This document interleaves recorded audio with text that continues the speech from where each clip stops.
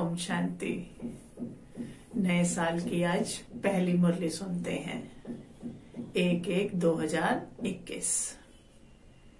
बाबा ने आज कहा, मीठे बच्चे, तुम्हें पावन दुनिया में चलना है, इसलिए काम महाशत्रु पर जीत पानी है। काम जीत जगत जीत बनना है। प्रश्न दिया बाबा ने, हर एक अपनी एक्टिविटी से कौन सा साक्षात्कार सबको करा सकते हैं? उत्तर में बाबा ने कहा, मैं हंस हूं या बगुला हूं, ये हर एक अपनी एक्टिविटी से सबको साक्षात्कार करा सकते हैं, हंस और बगुले का। क्योंकि हंस कभी किसी को दुख नहीं देंगे, बगुले दुख देते हैं, वह विकारी होते हैं। तुम बच्चे अभी बगुले से हंस बने हो। तुम पारस बुद्धि बनने वाले बच्चों का कर्तव्य है सबको पारस बुद्धि बनाना। ओम शांति। जब ओम शांति कहा जाता है तो अपना स्वधर्म याद पड़ता है, घर की भी याद आती है, परंतु घर में बैठ तो नहीं जाना है ना। बाप के बच्चे हैं तो जरूर अपना स्वर्ग भी याद करना पड़े। तो ओम शांति कहने से ये सारा ज्ञान बुद्धि में आ जाता है। मैं आत्मा शांत स्वरूप हूं, शांति के सागर बाप का बच्चा हूं। जो बाप स्वर्ग स्थापन करते हैं वो बाप ही हमको पवित्र शांत स्वरूप बनाते हैं। मुख्य बात है पवित्रता की। दुनिया ही पवित्र और अपवित्र बनती है। पवित्र दुनिया में एक भी विकारी नहीं है। अपवित्र दुनिया में 5 विकार हैं, इसलिए कहा जाता है विकारी दुनिया। वो है निर्विकारी दुनिया, सत्युग। निर्विकारी दुनिया से सीढ़ी उतरते उतरते फिर नीचे विकारी दुनिया में आते हैं। वो है पावन दुनिया, ये है पतित दुनिया। वो है दिन सुख और ये है भटकने की रात। कलयुग क्या है? भटकने की रात। यूं तो रात में कोई भटकता नहीं है, परंतु भक्ति को भटकना कहा जाता है। तुम बच्चे अब यहाँ आए हो सदगति पाने के लिए। तुम्हारी आत्मा में सब पाप थे, आत्मा में 5 विकार थे, उनमें भी मुख्य है काम विकार, जिससे ही मनुष्य पापात्मा बनते हैं। ये तो हर एक जानते हैं, हम पतित हैं और पाप आत्मा भी हैं। एक काम विकार के कारण सब क्वालिफिकेशन बिगड़ पड़ती है, सारी क्वालिटीज खत्म हो जाती है। इसलिए बाप कहते हैं, काम को जीतो तो तुम जगत जीत अर्थात नए विश्व के मालिक बनेंगे। तो अंदर में इतनी खुशी रहनी चाहिए ना। मनुष्य पतित बनते हैं तो कुछ भी समझते नहीं हैं। बाप समझाते हैं कोई भी विकार नहीं होना चाहिए, मुख्य है काम विकार। इस पर कितने हंगामे होते हैं, घर घर में कितनी अशांति हाहाकार हो जाता है। इस समय दुनिया में हाहाकार क्यों है? क्योंकि पाप आत्माएं हैं। विकारों के कारण ही असुर कहा जाता है। अभी तुम समझते हो इस समय दुनिया में कोई भी काम की चीज नहीं है। बम्बोर को आग लगनी है। जो कुछ इन आंखों से देखा जाता है सबको आग लग जाएगी। आत्मा को तो आग लगती नहीं, सबको लग जाएगी, लेकिन आत्मा को तो आग लगती नहीं। आत्मा तो सदैव जैसे इंश्योर है, सदैव जीती रहती है। आत्मा को कभी इंश्योर कराते हैं क्या? बाबा पूछ रहे हैं। शरीर को इंश्योर कराया जाता है, आत्मा अविनाशी है। बच्चों को समझाया गया है ये खेल है। आत्मा तो ऊपर रहने वाली 5 तत्वों से बिल्कुल अलग है। 5 तत्वों के शरीर में रहती है, लेकिन इससे अलग है। 5 तत्वों से सारी दुनिया की सामग्री बनती है, आत्मा तो नहीं बनती इससे। 5 तत्वों से आत्मा नहीं बनती है। आत्मा तो सदैव है ही, बनती नहीं है, खत्म नहीं होती है। सिर्फ पुण्य आत्मा और पाप आत्मा बनती है। आत्मा पर ही नाम पड़ता है, पुण्य आत्मा, पाप आत्मा। 5 विकारों से कितने गंदे बन जाते हैं। अब बाप आए हैं पापों से छुड़ाने के लिए। विकार ही सारा करैक्टर बिगाड़ते हैं। करैक्टर किसको कहा जाता है ये भी समझते नहीं। विकारों से हमारा करैक्टर बिगड़ा हुआ है, लेकिन मनुष्य हम ये भी समझते नहीं कि करैक्टर किसको कहा जाता है। ये है ऊंच ते ऊंच रूहानी गवर्नमेंट। पांडव गवर्नमेंट ना कहे तुमको ईश्वरीय गवर्नमेंट कह सकते हैं। तुम समझते हो हम ईश्वरीय गवर्नमेंट हैं। ईश्वरीय गवर्नमेंट क्या करती है? आत्माओं को पवित्र बनाकर देवता बनाती है। हमारा काम क्या है?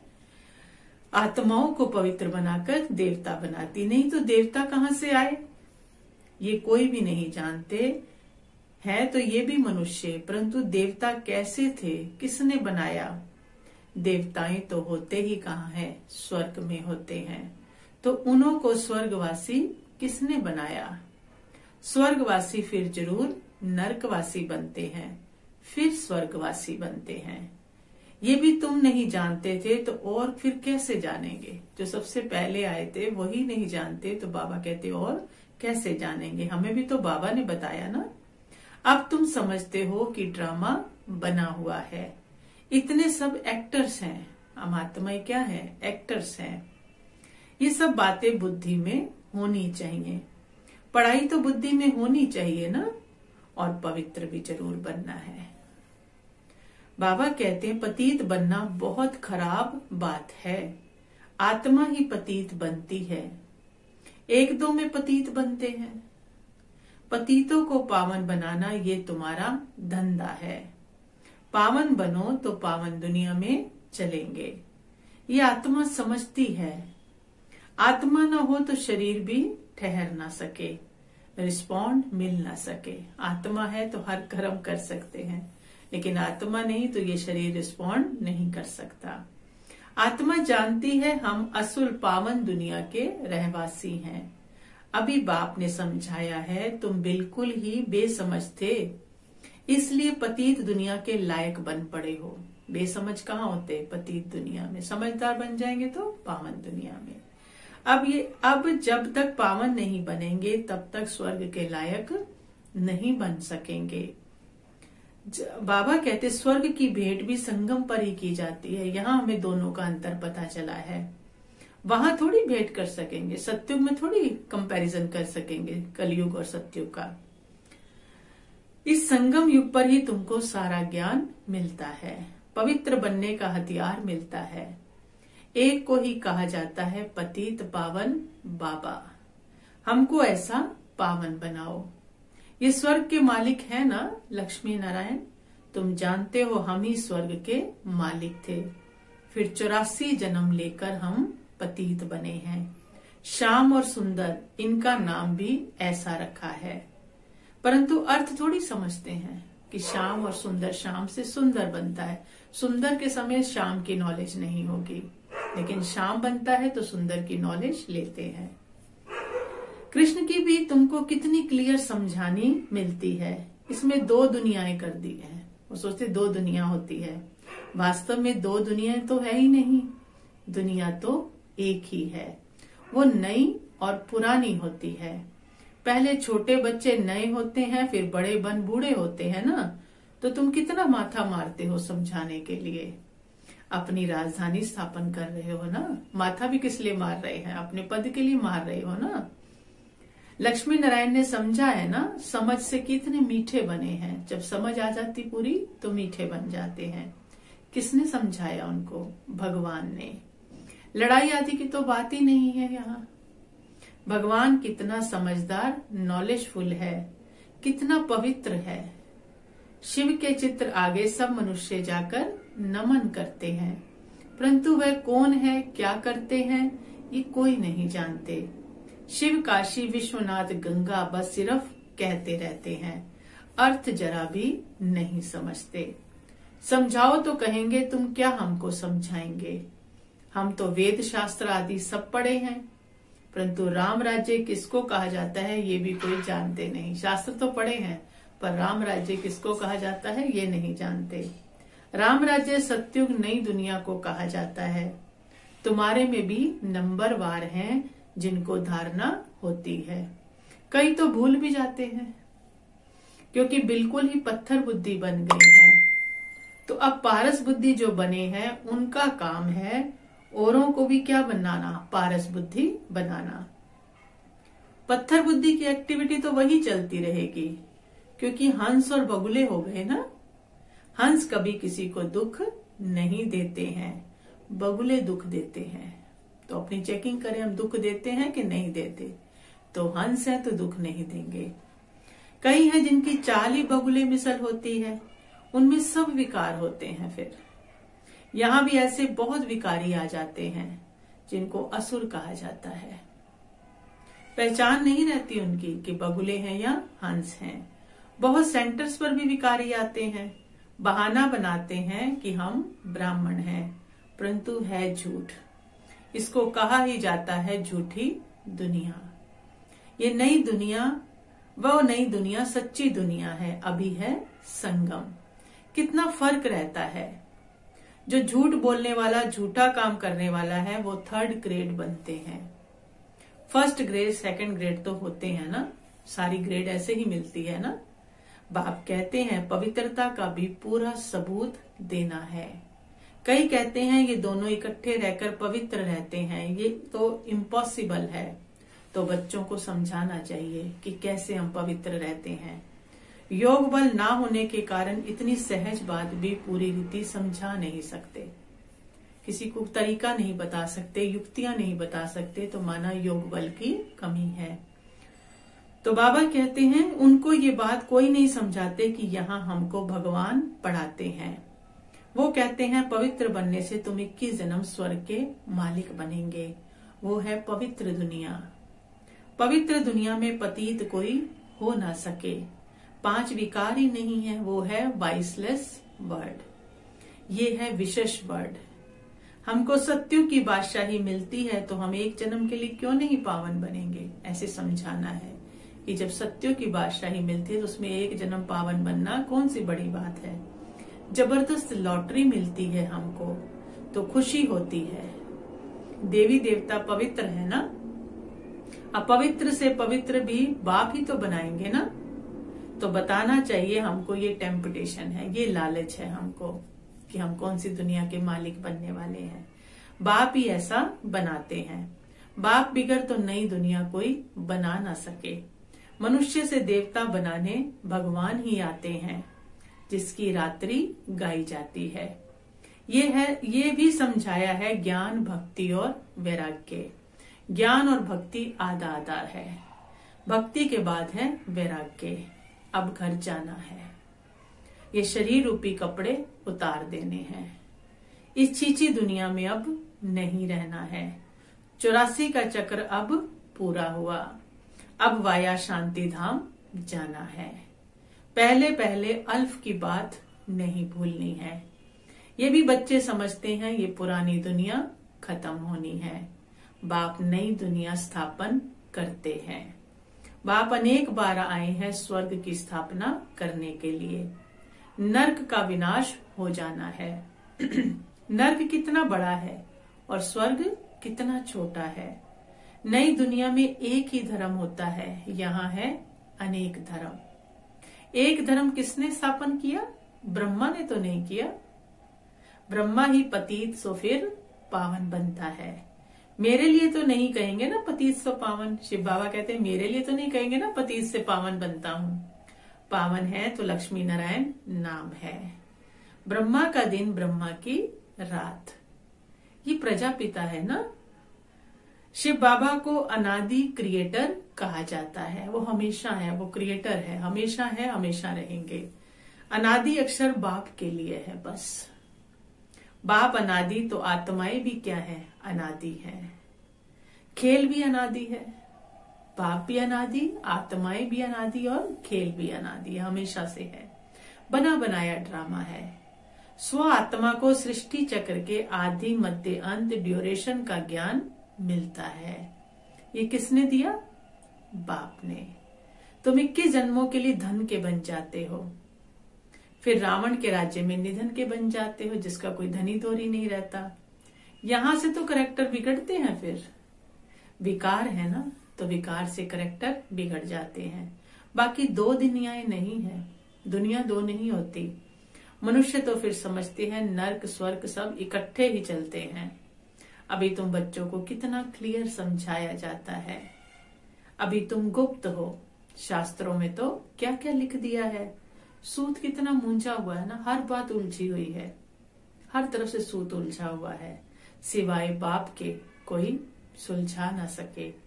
उन्हें ही पुकारते हैं, हम कोई काम के नहीं रहे हैं, आकर पावन बनाए हमारे करैक्टर सुधारो। तुम्हारे कितने करैक्टर सुधरते हैं? विकार निकलते जाते हैं तो माना करैक्टर सुधरते जाते हैं। कोई कोई के सुधरने बदले और ही बिगड़ते हैं। बाबा कहते किसी किसी के तो और ही बिगड़ते हैं, चलन से भी मालूम पड़ जाता है उनके। आज महारथी हंस कहलाते हैं, कल बगुला बन पड़ते हैं। देरी नहीं लगती है, बगुला बनने में देरी नहीं लगती है। माया भी गुप्त है। क्रोध कोई देखने में थोड़ी आता है। भों करते हैं तो फिर वह बाहर निकलने से दिखाई पड़ता है, अंदर है तो पता नहीं चलता, लेकिन जब बाहर से गलत गलत बोलते हैं तो दिखाई पड़ता है। बाबा कहते फिर आश्चर्यवत सुनंती कथंती भागंती हो जाते हैं। कितना गिरते हैं, एकदम पत्थर बन जाते हैं। इंद्रप्रस्थ की भी बात है ना, मालूम तो पड़ ही जाता है। ऐसा फिर सभा में नहीं आना चाहिए। थोड़ा बहुत ज्ञान सुना तो स्वर्ग में आ जाते हैं। ज्ञान का विनाश नहीं हो सकता है। अब बाप कहते हैं तुमको पुरुषार्थ कर ऊंच पद पाना है। अगर विकार में गए तो पद भ्रष्ट कर देंगे।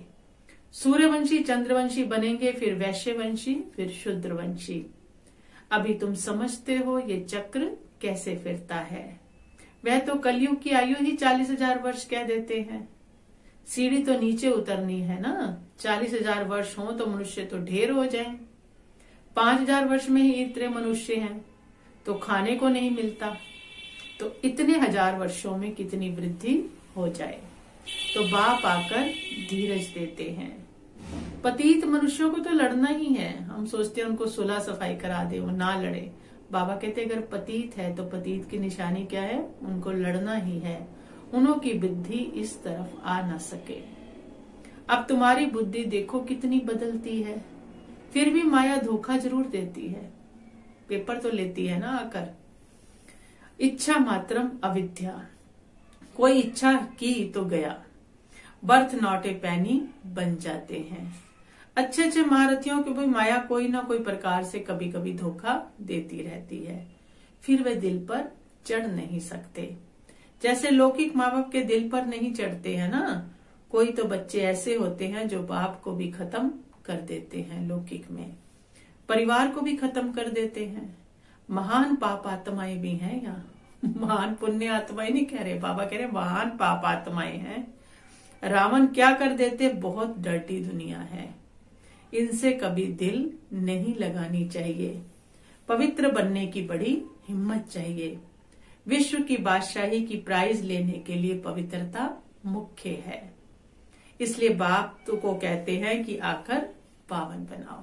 पवित्रता की बात के लिए बाप को बुलाते हैं कि आकर हमें पावन बनाओ। अच्छा, धारणा के लिए मुख्य सार है, माया के धोखों से बचने के लिए इच्छा मात्रम अविद्या बनना है। इस डर्टी दुनिया से दिल नहीं लगानी है। पवित्रता का पूरा पूरा सबूत देना है। सबसे ऊंचा करैक्टर ही पवित्रता है।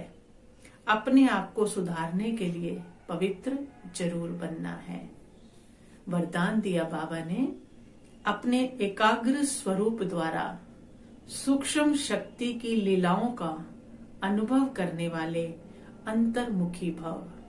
अपने एकाग्र स्वरूप द्वारा सूक्ष्म शक्ति की लीलाओं का अनुभव करने वाले अंतर्मुखी भव। बाबा कहते एकाग्रता का आधार अंतर्मुखता है। जो अंतर्मुखी हैं वे अंदर ही अंदर सूक्ष्म शक्ति की लीलाओं का अनुभव करते हैं। आत्माओं का आह्वान करना, आत्माओं से रूह रिहान करना, आत्माओं के संस्कार स्वभाव को परिवर्तन करना, बाप से कनेक्शन जुड़वाना, ऐसे रूहों की दुनिया में रूहानी सेवा करने के लिए एकाग्रता की शक्ति को बढ़ाओ। ऐसे अंदर ही अंदर वो रूहों का आह्वान करते हैं और बाबा से उनका संबंध जुड़वाते हैं। इससे सर्व प्रकार के विघ्न स्वतः समाप्त हो जाएंगे। इससे सर्व प्रकार के विघ्न स्वतः समाप्त हो जाएंगे। स्लोगन दिया बाबा ने, सर्व प्राप्तियों को स्वयं में धारण कर विश्व की स्टेज पर प्रत्यक्ष होना ही प्रत्यक्षता का आधार है। सर्व प्राप्तियों को स्वयं में धारण कर विश्व की स्टेज पर प्रत्यक्ष होना ही प्रत्यक्षता का आधार है। फिर विशेष नोट आया है आज, ये जनवरी मास मीठे साकार बाबा की स्मृतियों का मास है। स्वयं को समर्थ बनाने के लिए विशेष अंतर्मुखी बन सूक्ष्म शक्ति की लीलाओं का अनुभव करना है। पूरा ही मास अपनी अव्यक्त स्थिति में रहना है। मन और मुख का मौन रखना है। मन का भी और मुख का मौन रखना है। अच्छा, ओम शांति।